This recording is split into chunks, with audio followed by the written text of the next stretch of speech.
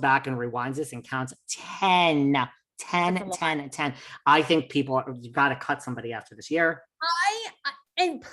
Like, this is what I love about Beverly Hills and why it is number one ahead of everyone, you know, by 2 laps. Because I actually love everybody. I think Garcelle brings it. I think Sutton brings it. I do think Crystal has the potential to bring it. I love all of them. They're all rich. They're glamorous. They know how to play the game. You know, I mean, they're so good. And you know what's wild is, as much as we fell in love with Kathy last season, I didn't even miss Kathy. Like, on this, I'm like, we don't even need Kathy. Like, there is so much going on. You know, Kathy ain't coming for a very long time because that's when she was holding out for her contract. So, but yes. So yes and yes, there is this feud now between Rinna. Listen, we're seeing where this is going to fall. It's going to be Garcelle and Sutton and Crystal. Yep. And listen, we have the Force 5 squad, whatever it's called. Now we have a fired woman who apparently the world thinks is behind all the home invasions. We don't even need to mention her name. But right, like Dorit is with Kyle, is with Rinna, is with EJ. Although Rinna and EJ have some problems coming up when she says, you know, honey, you can't pop pills and drink yourself to sleep, you know. And by the way, and we don't need to have time to get into this today, but on my Patreon, not a shameless plug, Kim is like, oh, we argued to the death over the fact that I said, doesn't Erika Jayne remind you of someone? And Kim was like dumbfounded. And I'm like, Kim is Teresa. Teresa Giudice and Erika Jayne are the same person, I find. So that was on our Patreon. Like, I when Erika's just like sipping that cocktail and she's like, I don't fucking care. Go tell the producers to look it up. This isn't my fucking problem.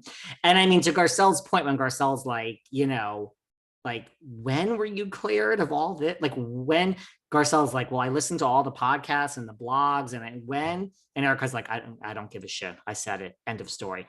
You know, if someone, and Kim is like, I'm like, Kim, you hate Teresa and you love Erika. I get it. But if you want to step outside of yourself and take a picture, these are the two same people, Teresa Giudice and Erika Jayne. So that's our discussion that we are having over there. We don't have to do it today. Look, it's an incredible show. I love how Garcelle and Sutton are coming for EJ. I do, because Erika has, I love Erika, but Erika's sort of been the queen and untouchable, and nobody really challenged Erika for many, many, many seasons. And while I still I ride for Erika so hard, I do think it makes for good TV that Sutton and Garcelle and probably Crystal are willing to basically call BS. And that gym scene where Garcelle is like, to your point, is like, oh, wait a minute, none of this is cleared. You could still have some empathy for the victims. Like, I mean, Garcelle was right, you know? I mean, yeah. Listen, so, I get it. Listen, so before we're going to move on, but we have, I know, every week we're going to talk. We have so much to uncover with Beverly Hills.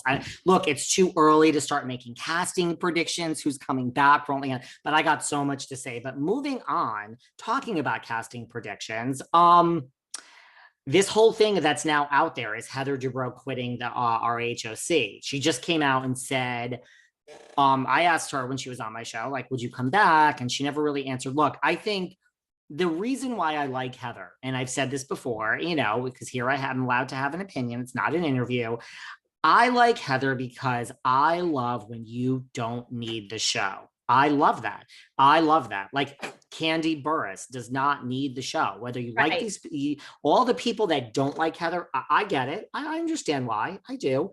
I love Heather. I love when you are not thirsty and you don't need the show. So when you tell me, you know, I don't know, Candace Dillard is going to quit. I mean, Kandi Gal ain't going nowhere. Like, you might get fired, certain people, but Heather is on this short list of people who will actually quit. She doesn't need the fame.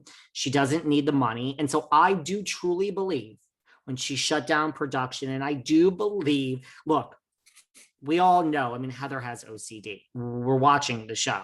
It all looks easy to her because she's so good at it. Like, looking the best and brands and house. Like, so I mean, look, you can't control this. This has to be like, it's like we talked about. Giselle does it right. Countess Luann does it right.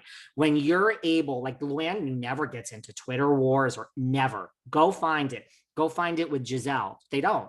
Like, when you just come on and say, I was a mess on Monday and today, and like when it bothers you. So Heather probably dabbles in the image and you have no control over it, people. So I'm sure it's not so easy. I don't really think she's quit. I think it's premature to really say these rumors, but the difference is like, if you're telling me like, I don't know, Noella Bergener just quit. No, she didn't quit, Right. people. She'll hold on for the rest of her life. Like Heather could quit. And that's why I love her. This could be a true story. My sources of my investigation so far, this is not true.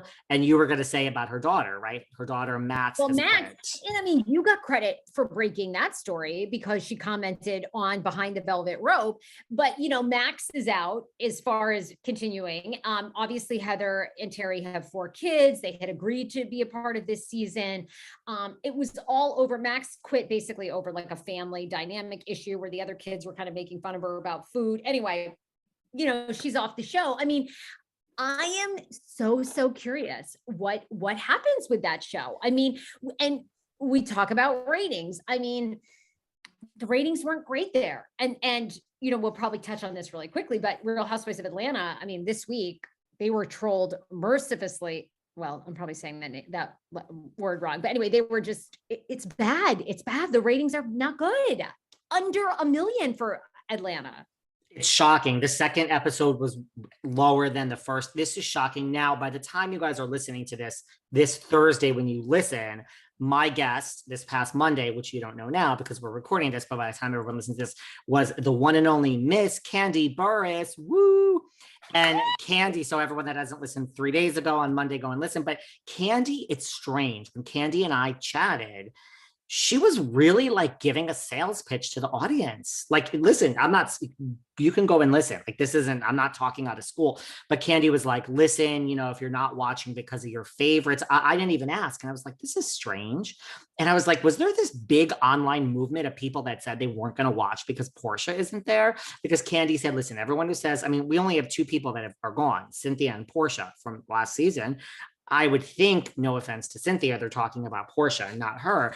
And Kenny's like, you know, I just give it a chance. Please, guys, wait to the second episode. So I think these girls went into this. There must have been buzz around it that, hey, people may not be watching. This is, I sat with Kandi before the first episode premiered. So before numbers were in on anything, Kandi was like telling people, please watch. And I just thought that was strange. And I also thought it was strange. Like, I was going to talk about a lot of other things, because I feel like you have to do that with like Kandi, and we did, but you know, out of respect for her, she's fucking Kandi Burruss. She's a major, but she wanted to talk about like 90% of our chat, or 85% was about RHOA, which I found like I was going to talk about Escape and Kandi and the gang, and the fact that she's written like, you know, bills for we talk about all that, but it was very quick. Talk about Housewives songs. It was mostly, and I was like, God, like, I mean, this is like a dream. Like, I wish all the Housewives wanted to come on and I didn't have to plug everything else that they've done in their lives. And I was like, wow. So, I mean, I really listen. I've wanted Kandi for a long time. I'm always like cognizant of when someone comes on my show. So I just really think Kandi was there to plug RHOA. So it has nothing to do with Kandi, but maybe going in behind the scenes, there was this buzz to the girls of like, I hope we bring it. Yeah, I wonder that too. And I was going to ask, I mean, maybe we just want to kind of move on and touch on Atlanta, because people were bringing up Portia all week long. Bring Portia back. Portia's laughing. Well, there you go. Portia's laughing at these ratings. But I did want to ask you, because you're kind of more of an OC insider, have there been any announcements, developments about casting? What's going on? We don't know. I mean, look, the rumors are everyone is being